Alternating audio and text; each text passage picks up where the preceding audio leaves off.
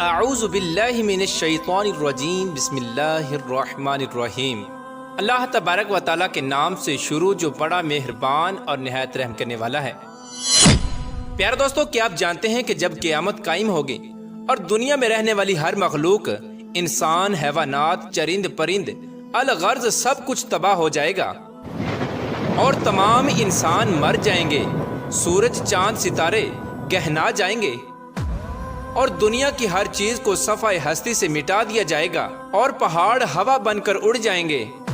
پیارے دوستو، آج کی اس ویڈیو میں ہم آپ کو بتائیں گے کہ جب اس دنیا کو ختم کر دیا جائے گا اور اس کو صفحہ ہستی سے مٹا دیا جائے گا اور دنیا میں کوئی بھی مخلوق باقی نہ رہے گی تو اس کے بعد کیا ہوگا، اور پھر اللہ تبارک و تعالیٰ کس طرح سے اس دنیا کو نئے سرے سے آباد فرمائے گا اور کس طرح لوگوں کو ان کی قبروں سے دوبارہ زندہ فرمائے گا، اور اس کے بعد کون کون سے معاملات درپیش آئیں گے۔ پیارے دوستو، ان تمام تر سوالات کے جوابات قرآن و حدیث کی روشنی میں آج کی اس ویڈیو میں ہم آپ کو بتائیں گے، لہٰذا آپ سے گزارش ہے کہ ہماری اس ویڈیو کو اینڈ تک ضرور دیکھیے گا۔ پیارے دوستو، جب قیامت کا وقت بالکل قریب آ جائے گا تو اللہ تبارک و تعالیٰ حضرت اسرافیل علیہ السلام کو سور پھونکنے کا حکم دیں گے۔ تو حضرت اسرافیل علیہ السلام اللہ تبارک و تعالیٰ کے حکم کے مطابق سور پھونکیں گے اور آہستہ آہستہ دنیا تباہ و برباد ہونا شروع ہو جائے گی۔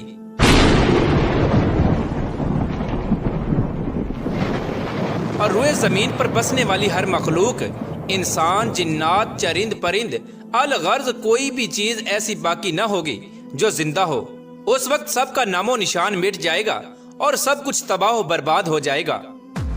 اور دلکش اور خوبصورت نظر آنے والی اس زمین پر ہر طرف چٹیل میدان اور ویرانی ہی ویرانی ہو جائے گی۔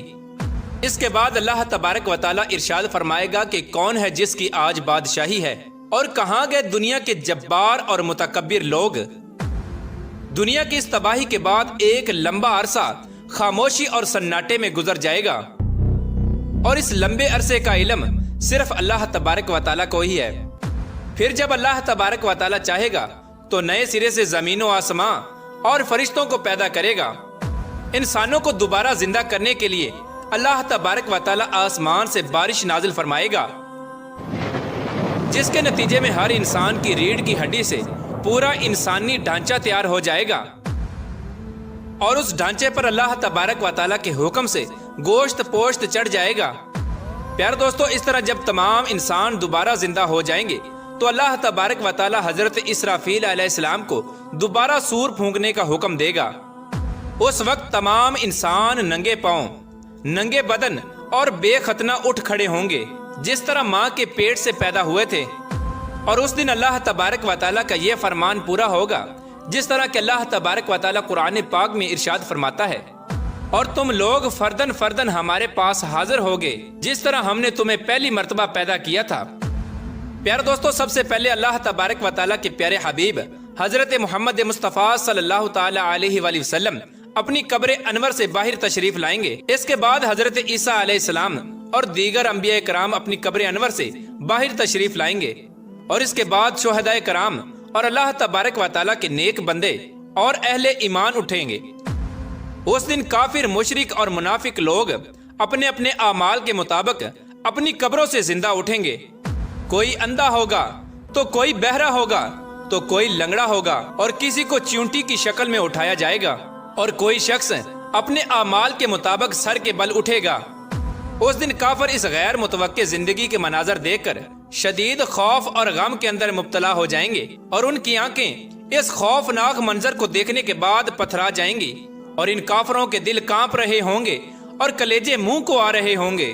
اس دن اتنا وحشتناک عالم ہوگا کہ کوئی غمسار اور مددگار نہ ہوگا، اور اس دن نہ ہی کوئی ایک دوسرے کو پوچھنے والا ہوگا، اور اہل ایمان بھی اپنے اعمال کے مطابق اپنی قبروں سے اٹھیں گے، اور اس دن شہدائے کرام اپنے بہتے ہوئے تازہ خون کے ساتھ اٹھائے جائیں گے، اور جو شخص جس حالت میں فوت ہوگا وہ اسی حالت میں اپنے قبر سے اٹھے گا، یعنی جو گناہ کرتا ہوا مر گیا وہ اسی گناہ کی حالت میں اٹھے گا، اور جو شراب پیتا ہوا مرا وہ اسی طرح شراب پیتا ہوا اٹھے گا، اور جو زنا کرتا ہوا مرا وہ اسی طرح زنا کی حالت میں اٹھے گا۔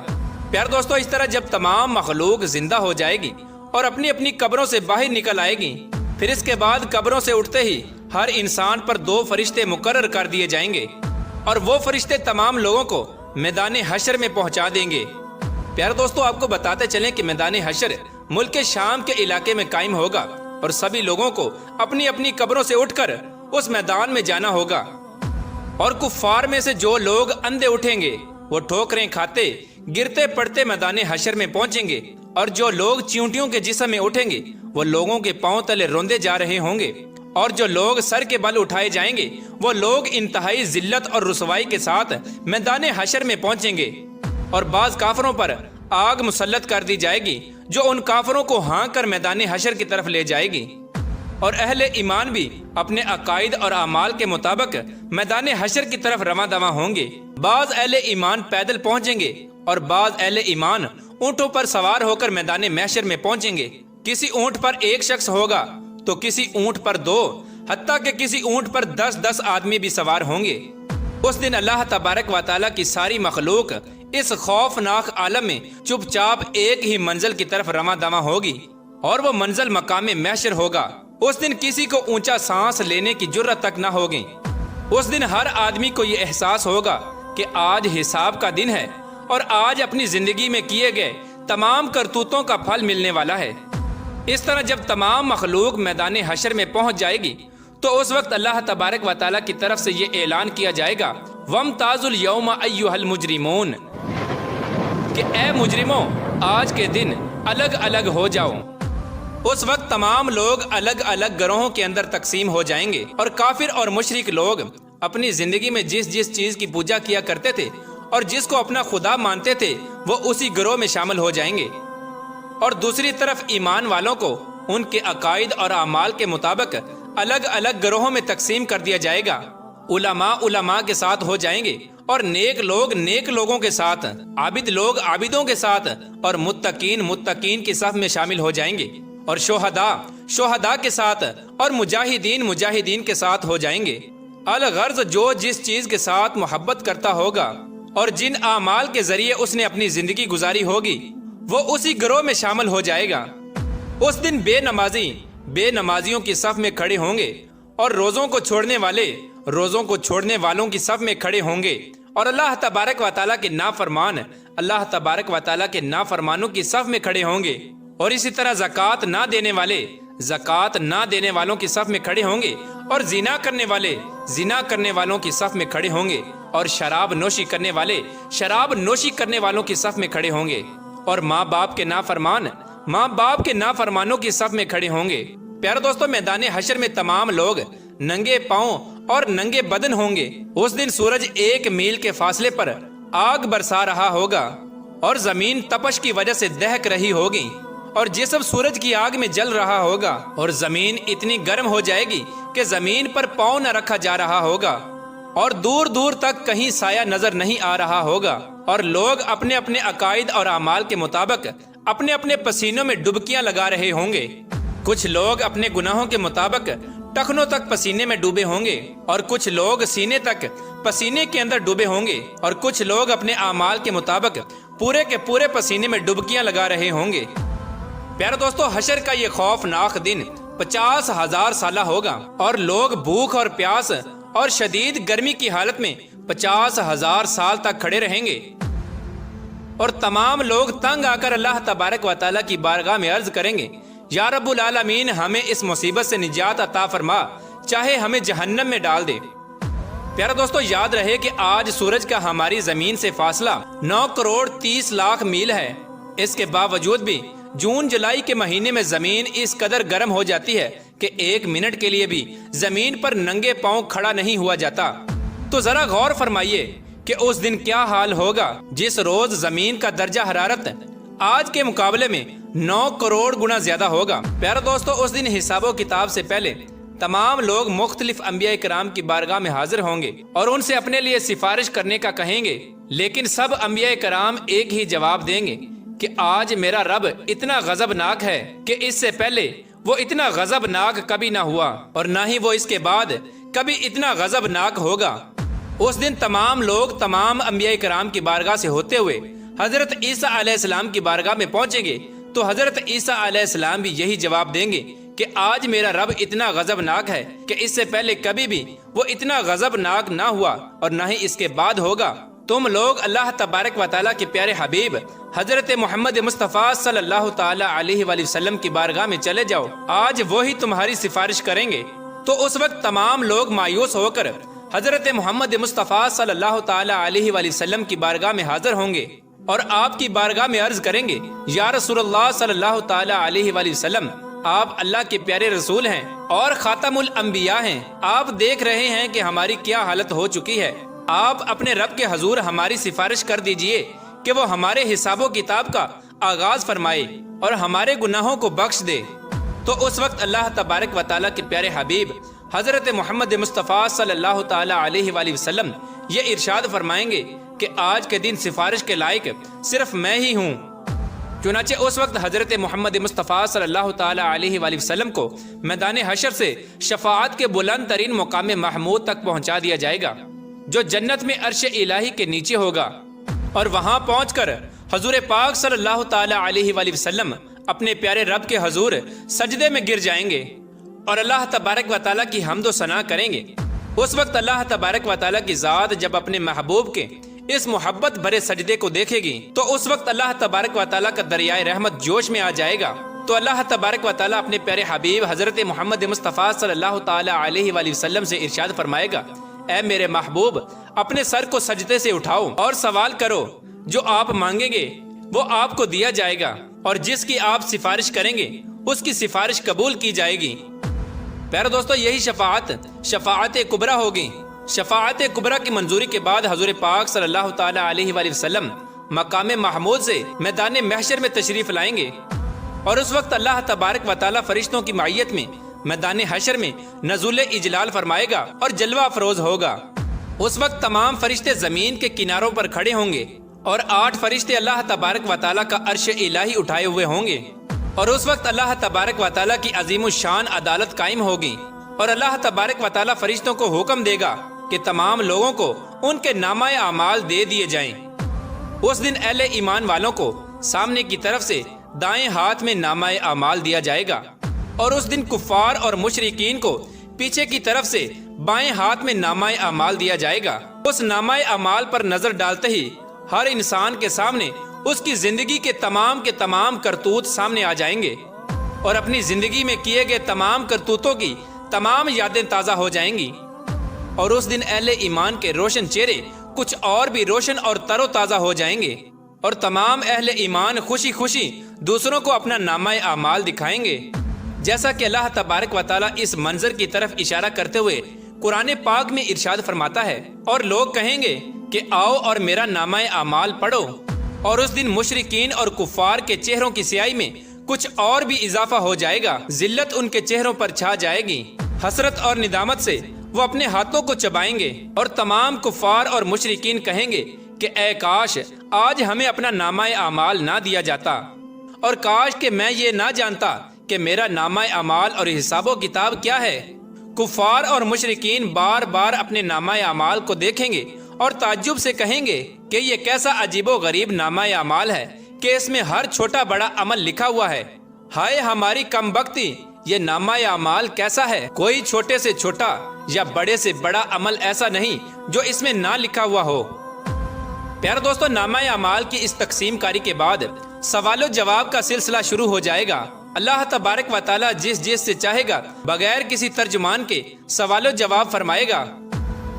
اس دن سب سے پہلے مشرکوں سے پوچھا جائے گا کہ تم لوگوں نے شرک کیوں کیا؟ اس دن مشرکین اللہ تبارک و تعالیٰ کے سامنے انکار کر دیں گے اور کہیں گے کہ ہم نے تو کبھی شرک نہیں کیا۔ تو اس وقت اللہ تبارک و تعالیٰ کرامن کاتبین کو گواہی کے لیے بلائے گا، تو اس وقت کرامن کاتبین ان مشرکوں کے شرک کی گواہی دیں گے، لیکن مشرک لوگ پھر بھی اللہ تبارک و تعالیٰ کے سامنے انکار کر دیں گے۔ اس وقت شرک سے بھرا ہوا کرامن کاتبین کا لکھا ہوا نامہ اعمال ان لوگوں کے سامنے رکھا جائے گا۔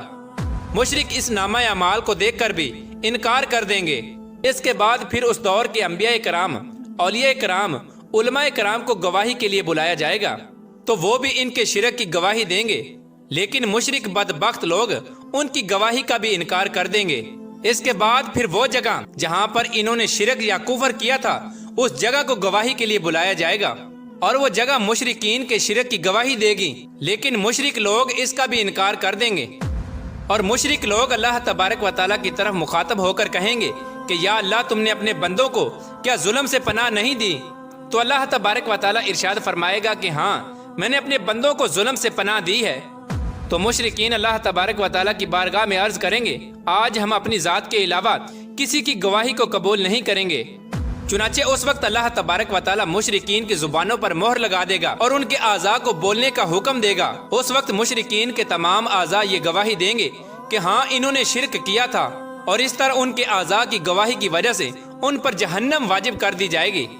جہنم کی یہ وعید سنتے ہی مشرکین لوگ اپنے جسم کے اعضاء کو لان تان کرنا شروع کر دیں گے اور کہیں گے کہ ہم نے تو تمہیں جہنم سے بچانے کی کوشش کی، لیکن تم نے ہمیں جہنم کا مستحق بنا دیا۔ تو اس وقت وہ تمام اعضاء جواب دیں گے کہ جس اللہ تبارک و تعالیٰ نے تمہیں قوت گویائی عطا فرمائی ہے اس نے ہمیں بھی بولنے کا حکم دیا تھا، تو ہم کس طرح اس کی نافرمانی کر سکتے تھے؟ اس کے بعد اللہ تبارک و تعالیٰ ایک منافق سے سوال کرے گا کیا میں نے تمہیں دنیا میں عزت، حکومت، مال و دولت اور اہل و عیال نہیں دیے تھے؟ وہ عرض کرے گا کیوں نہیں یا اللہ، سب کچھ عطا فرمایا تھا۔ تو اللہ تبارک و تعالیٰ دوسرا سوال پوچھے گا کیا تمہیں یقین تھا کہ قیامت آئے گی اور اللہ تبارک و تعالیٰ کے سامنے جواب دینا ہوگا؟ تو منافق اللہ تبارک و تعالیٰ کی بارگاہ میں عرض کرے گا ہاں یا رب العالمین، مجھے سب پتا تھا، میں نے تیرا کلمہ پڑھا، تیری کتاب پر ایمان لایا اور تیرے رسول پر بھی ایمان لایا، اور تیرے حکم کے مطابق نماز پڑھی اور روزے رکھے اور زکوٰۃ بھی ادا کی۔ اس وقت منافق اللہ تبارک و تعالیٰ کے سامنے اپنی تعریفیں کرنے میں پورا زور لگا دے گا۔